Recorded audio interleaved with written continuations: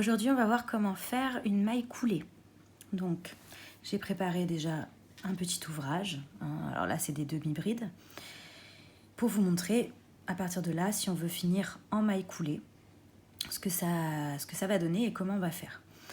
Donc la maille coulée, vous pouvez la faire pour finir un ouvrage, par exemple une panière ou autre, pour que au-dessus ce soit bien net.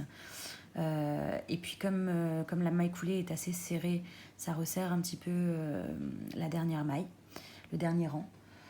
Vous pouvez aussi fermer un cercle avec une maille coulée. C'est ce qu'on utilise en général quand on fait des cercles pour les fermer avant de remonter au rang suivant. Donc pour la maille coulée, donc là j'avais travaillé un peu mon ouvrage, je vais faire une maille en l'air pour changer de rang et je tourne mon ouvrage. Et là je vais venir directement piquer donc dans la première maille. Je fais un jeté. Et là, tout simplement, je vais le faire passer dans ma maille, mais également dans la boucle, ici, qui était déjà sur mon crochet. Donc, je passe dans les deux. Et là, j'ai fait ma maille coulée. Donc, je recommence. Pour la maille d'après, je pique. Je fais un jeté. Je le fais passer dans les deux boucles. Je pique, je fais un jeté et je le fais passer dans les deux boucles. On va continuer jusqu'à la fin du rang.